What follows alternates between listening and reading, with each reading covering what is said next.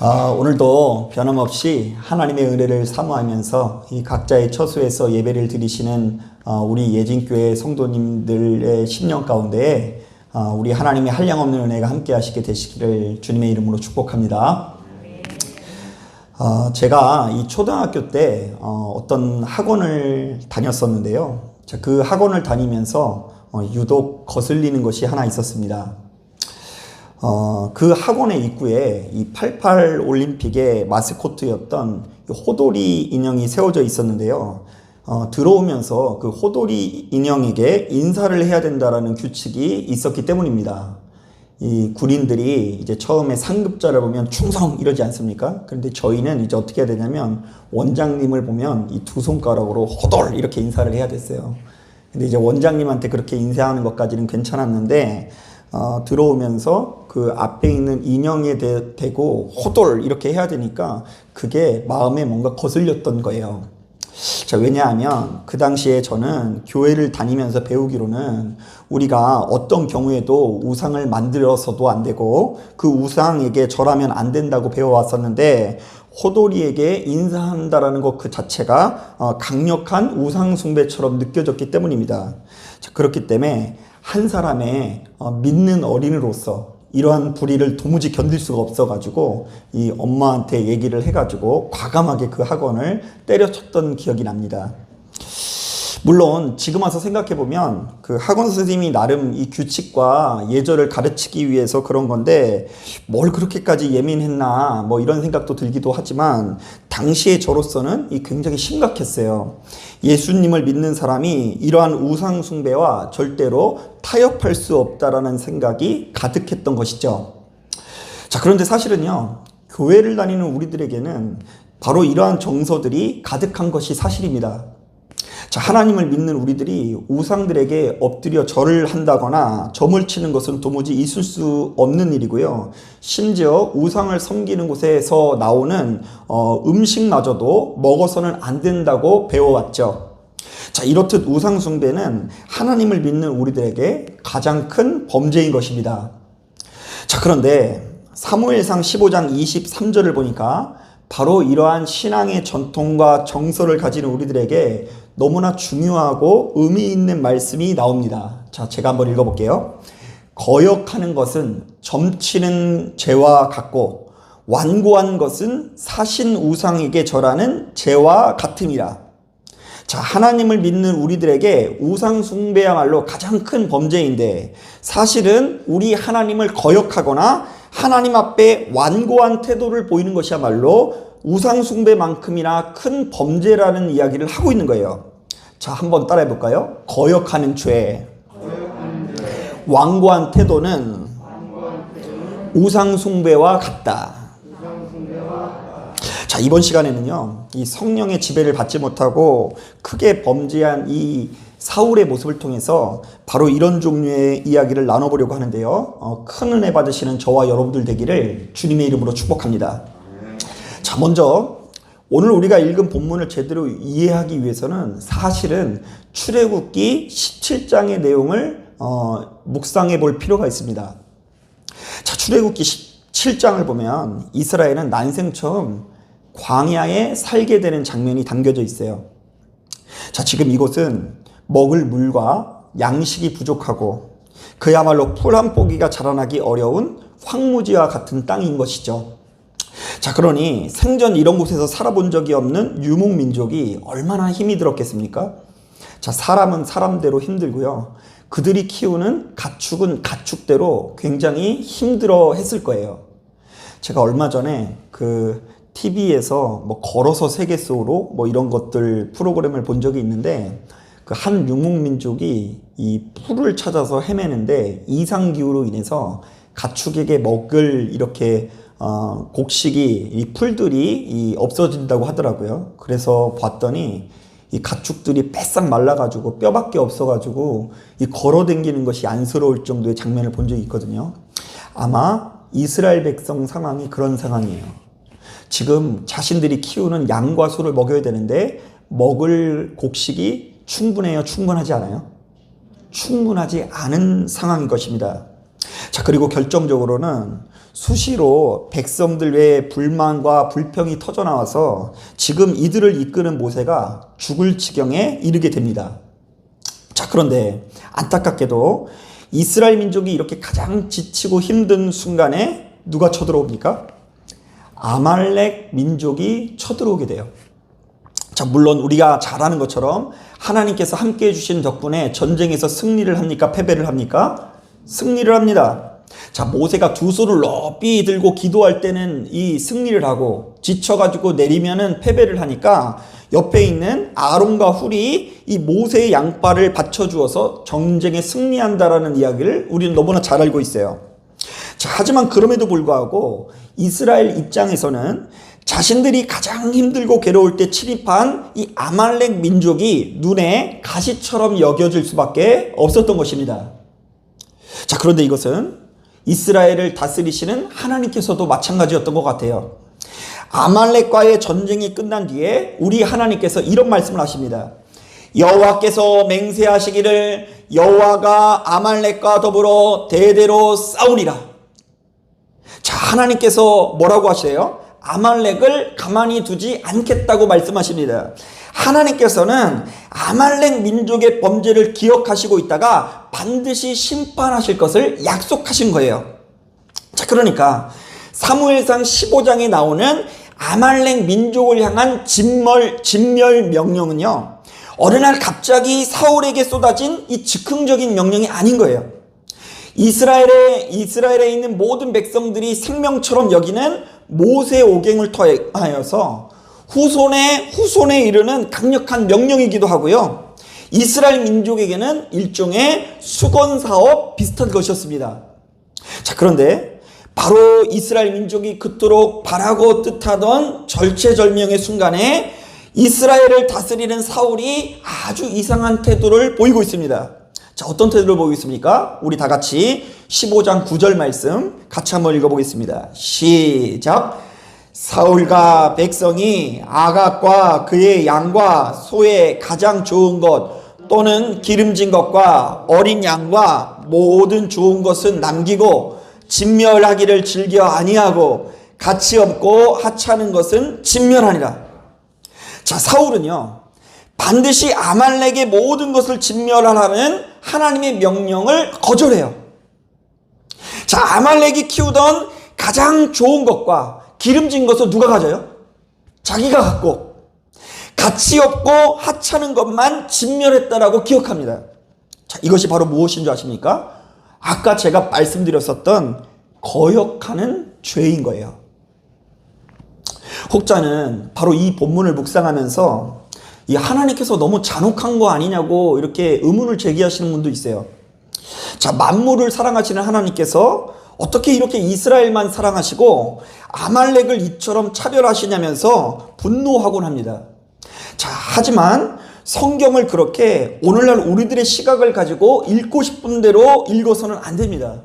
자, 우리는 성경이 우리에게 하고자 하는 이야기에 집중을 해야 돼요. 자, 그런데 오늘 우리가 읽은 본문은 우리에게 뭐라고 증언한다고요? 자, 첫 번째로요, 하나님을 믿는 우리들이 성령님과 동행하지 못하고 육의 소욕에 이끌리게 되면 하나님의 명령을 거스를 수 있다라고 증언하는 거예요. 특히 우리가 성령님의 지배를 받지 못하면 우리가 눈에 보여지는 것에 지배를 받고 순식간에 큰 욕심에 사로잡힐 수밖에 없다라고 말하고 있는 거예요. 자, 요한일서 2장에도 이런 말씀이 있죠. 세상에 있는 모든 것이 육신의 정욕과 안목의 정욕과 이생의 자랑이니 다 아버지께로부터 온 것이 아니요 세상으로부터 온 것이라. 자, 이것이 무슨 말입니까? 이 세상에 있는 모든 것들이 육신의 정욕을 가져다주고 안목의 정욕으로 유혹하고 이생의 자랑으로 미혹하는데 이 모든 것들이 아버지께로부터 온 것이 아니니 물리치라는 이야기를 하고 있는 거예요. 자, 그런데요, 말씀을 준비하면서 생각해보니 저도 역시 이렇게 강단에 서서 이 잘난 척을 하면서 말씀을 전하고는 있지만 육신의 정욕과 안목의 정욕과 이생의 자랑에 지배받을 때가 참으로 많다라는 생각이 듭니다. 일단 이 생각나는 것은요, 약 5년 전에 이 정읍에서 목회를 했을 때 제가 굉장히 마음이 이렇게 꼬여 있을 때가 기억이 나거든요. 자, 그때도 저는 역시 상가 3층에서 목회를 하고 있었는데, 그 상가 건물에서 목회를 하는 목사님들은 대개 어떤 유혹을 받냐면, 야, 나도 조금 땅을 사고 싶다라는 그런 그 욕심이 생길 때가 있어요. 자, 그런데다가 그런 마음이 항상 들고 있는데, 이제 어떤 일이 벌어졌냐면, 그 당시에, 요즘은 조금 위축이 됐는데, 그 당시만 해도 그 제일 부흥하는 교회가 신천지 교회였거든요. 놀랍죠? 제일 부흥하는 교회가 어디였다고요? 뭐 신천지 저희 교회 가까운 곳에 신천지 교회가 있는데, 그 신천지 교회 막 사람들이 막 엄청 몰려가는 거예요. 우리가 봤을 때 뭐 이상한 교회인데. 그리고 두 번째로 이제 큰 교회 중에 하나가 그 하나님의 교회라고 좀 이렇게 정통이 아니라고 알려져 있는 교회들이 이제 엄청나게 커지고, 그리고 이제 지방이다 보니까 땅값이 좀 더 싸다 보니까 이 막 땅을 막 사고 막 건물을 크게 막 올리는 듯한 이 움직임이 보여지니까 제 마음이 이제 꼬이는 거예요. 그래서 이런 마음이 달래지지 않아가지고 이제 교회 가서 기도를 참 많이 했는데요. 이제 하루는 이제 교회 가다가 이렇게 되게 불평했던 그 기억이 생생하게 나요. 이렇게 딱 가다가 옆에 큰 교회 보면, 야, 니들은 참 좋겠다, 땅이 있어서, 이런 생각도 들고, 저쪽에 또 큰 교회 또 지나가면 니들은 참 좋겠다, 건물 잘 지어놔서 이런 마음이 계속 드는 거예요. 자, 그런데 이러한 유혹과 공격이 지금도 이 시시때때로 찾아오곤 합니다. 분명히 지금 우리 성도님들과 마음껏 예배를 드리고 있지 않습니까? 자, 여러분 뭐 예배 드리는 데 있어서 불편한 거 있으세요? 없다고 해주세요. 저 충분히 예배 드리고 있잖아요. 마음껏 예배를 드리고 있고, 뭐 기도도 하고 있고, 언제든지 우리 성도님들이 와가지고 뭐 기도 생활도 열심히 하고 이러고 있는데, 지금 마음 한켠에서 유혹의 목소리가 계속해서 한 번씩 들려오는 거예요. 야, 이게 진짜 무서운 건데, 눈을 부릅뜨고, 자, 부동산 사이트에 가서 좀 매물을 확인해봐라. 좋은 경매 물건이 나왔는지 점검해봐라. 그리고 한 10억만 대출을 받아서 더 좋은 예배당을 지어라. 네가 지어놓기만 하면 금방 사람이 채워질 것이다. 뭐 이런 소리가 들려와요. 자, 근데 이거요, 조금만 포장하면 얼마나 아름다운 마음입니까? 다른 것도 아니고요, 주님의 몸된 무엇을 건축하겠다는 거예요? 주님의 몸된 교회를 건축하겠다는데 얼마나 그 아름다운 이야기예요. 하지만 저는 알고 있습니다. 세상에 있는 모든 것이 육신의 정욕과 안목의 정욕과 이생의 자랑이니 다 아버지께로부터 온 것이 아니요 세상으로부터 온 것이라. 할렐루야. 자, 사랑하는 여러분, 여러분들이 갖고 싶다고 해서 다 가질 수 있는 것은 아닙니다. 내가 사고 싶다고 해서 다 살 수도 없는 것입니다. 내가 바라고 뜻하는 족족 다 얻어내는 것이 진정한 은혜가 아니라는 거예요. 주께서 허락하시는 은혜는 내가 없는 것을 가지고 바라고 뜻하고 갈망하는 것이 아니라 내가 있는 것을 감사하고 기뻐하고 행복해하는 것임을 여러분 기억해야 될 줄로 믿습니다. 자, 그래서 디모데전서 6장을 보면 이런 말씀이 있어요. 그러나 자족하는 마음이 있으면 경건은 큰 이득이 되느니라. 우리가 세상에 아무것도 가지고 온 것이 없음에 또한 아무것도 가지고 가지 못하리니 우리가 먹을 것과 입을 것이 있은즉 족한 줄로 알 것이니라. 부하려 하는 자들은 시험과 올무와 여러 가지 어리석고 해로운 욕심에 떨어지나니 곧 사람으로 파멸과 멸망에 빠지게 하는 것이라. 돈을 사랑함이 일만하게 뿌리가 되나니 이것을 탐내는 자들은 미혹을 받아 믿음에서 떠나 많은 근심으로써 자기를 찔렀도다. 여러분, 예수 믿는 우리들이 누려야 하는 경건은 자족하는 마음에서 비롯되는 줄로 믿습니다. 우리가 이 세상에 아무것도 가지고 온 것이 없으니 먹을 것과 마실 것과 입을 것이 풍족하다는 것에 감사하는 것에서부터 진정한 영성생활이 시작된다는 거예요. 자, 그러나 만일 주어진 것에 감사하지 못하고 아무리 슬로건이 좋아도 아무리 이쁘게 포장을 해도 더 크고 부하려고 하는 마음에는 시험과 올무가 동반된다는 것을 기억해야 됩니다. 하나님보다 물질을 지나치게 사랑하게 되면 온전한 믿음을 가질 수 없을 뿐더러 자신을 찌르는 고통이 찾아온다는 것을 기억해야 됩니다. 자, 한번 따라해 볼까요? 지금 나의 심령에는 자족하는 마음이 있는가? 자, 여러분 마음에 자족하는 마음이 있으세요? 그것을 바탕으로 복이 열리게 되는 거예요. 자, 한번 따라하기 원합니다. 지금 나는 무엇을 사랑하는가? 자, 지금 여러분 뭘 사랑하세요? 돈을 사랑하느냐? 하나님을 사랑하느냐? 하나님도 사랑하고 돈도 사랑하고 이게 아니라요. 둘 중에 하나를 선택해야 된다고 주께서 요구하고 계신 거예요. 그리고 한 번 더 따라하기 원합니다. 나는 경건한 삶을 사는가?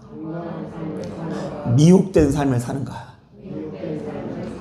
지금 내가 가지고 있는 것이 경건인지 미혹인지를 명확하게 구분해야 돼요. 그럼 많은 사람들이 미혹을 받으면서도 그것이 자기가 경건한 것에서부터 오는 어떤 응답으로 착각하시는 분이 많은데, 여러분 그것 분별하는 것에부터 복이 시작되는 거예요. 사랑하는 여러분, 성령께서 주시는 마음으로 무장해서 망령되고 허탄한 육체의 신화를 물리치시게 되시기를 주님의 이름으로 축복합니다.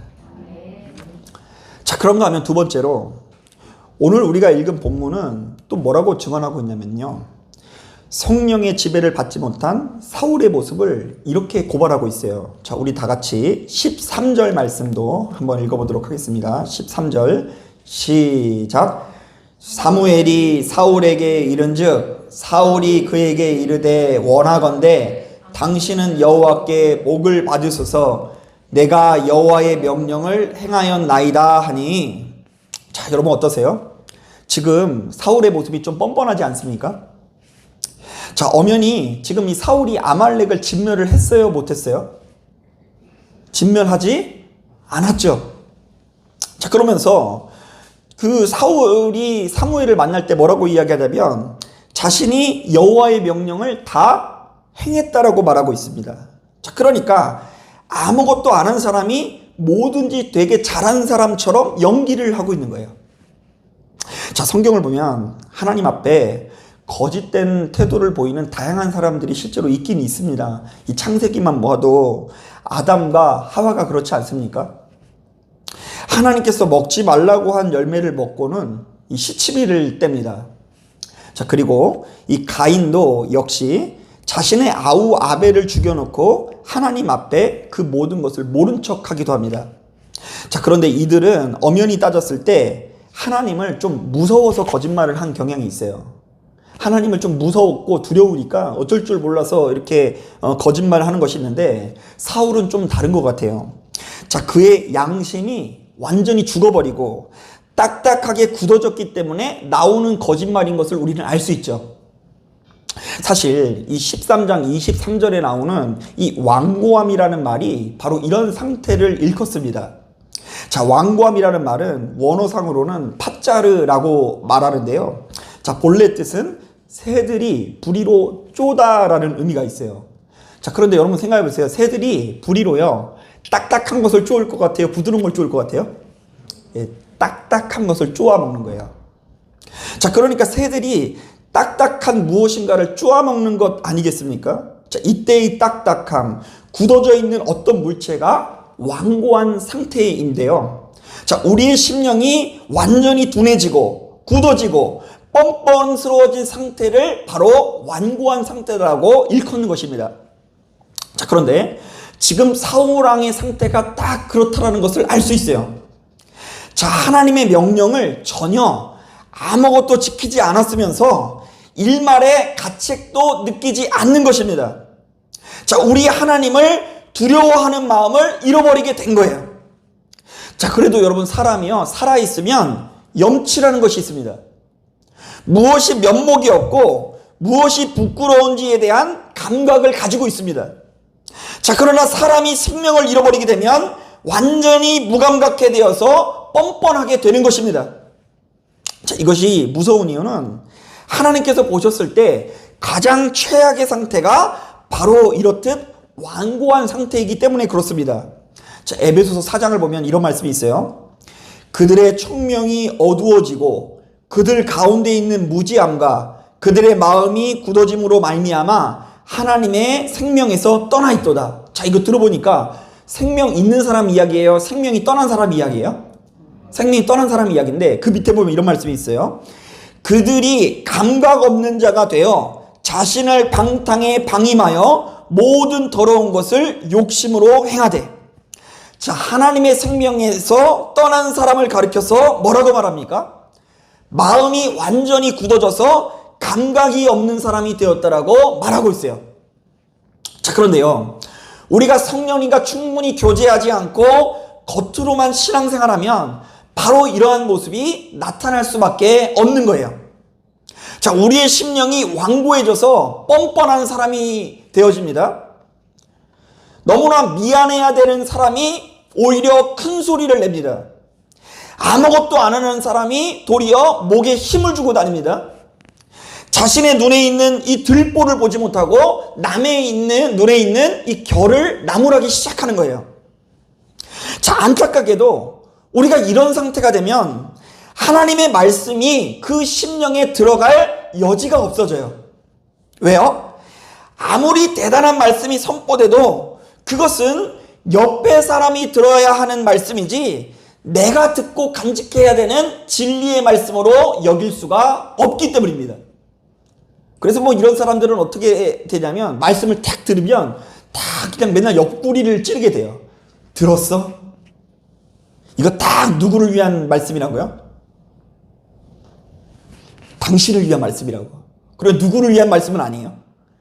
나를 위한 말씀으로 여기지는 않는 거예요.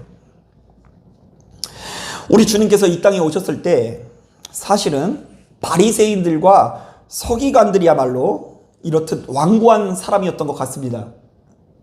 자, 그들은 자신이 하루에 3번 기도한다라는 이유로 10분의 1을 하나님 앞에 철저히 드린다는 이유로 금식을 하면서 주변에 있는 이웃을 철저히 돕는다라는 이유로 엄청난 자부심들을 가지고 있었습니다. 자, 그렇다 보니 입에 남을 향한 판단과 정죄를 달고 살았어요. 하나님의 말씀을 그토록 열심히 보았는데 그토록 열심히 보면서 정작 자기 자신은 가르치지 않고 누구를 가르친다고요? 남만 판단하고 정죄하는 삶을 살아간 거예요. 그러나 주님께서는 말씀하십니다.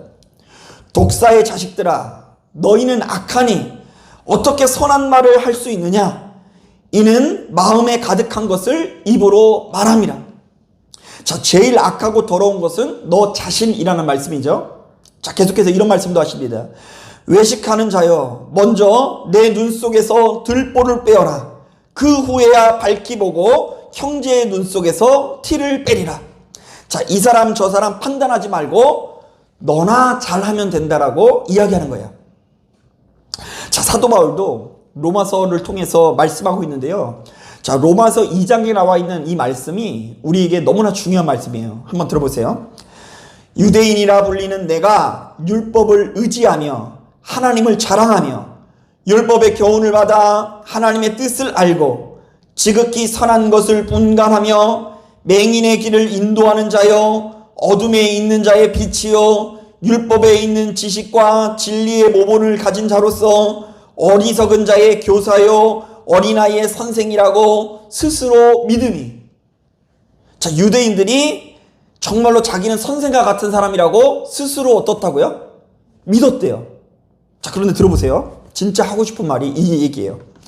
그러면 다른 사람을 가르치는 네가 내 자신은 가르치지 아니하느냐? 도둑질하지 말라 선포하는 네가 도둑질하느냐? 간음하지 말라는 네가 간음하느냐?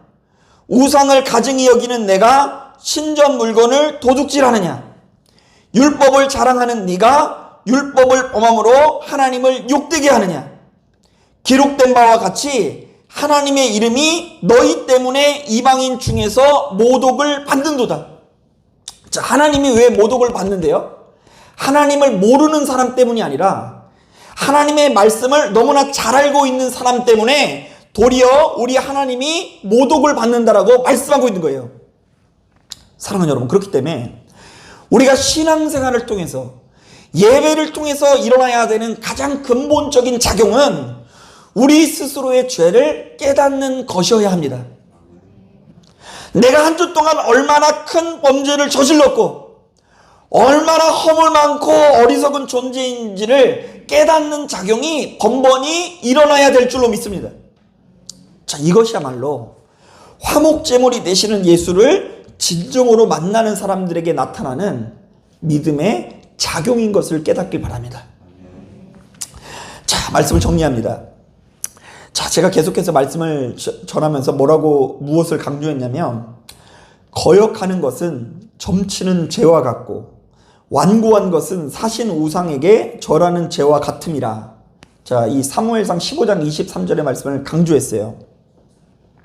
자, 하나님을 거역하거나 완고한 태도를 보이는 것은 우상 숭배와 같이 큰 범죄이고 우리를 망하게 하는 일이라고 한 것이죠. 자, 그래서일까요? 오늘 본문을 통해서 이 사울이 거역하는 모습, 완고해진 모습이 드러나지 않습니까? 사울이 육신의 정욕과 안목의 정욕과 이생의 자랑에 이끌려서 아말렉을 진멸하라는 하나님의 명령을 거절합니다.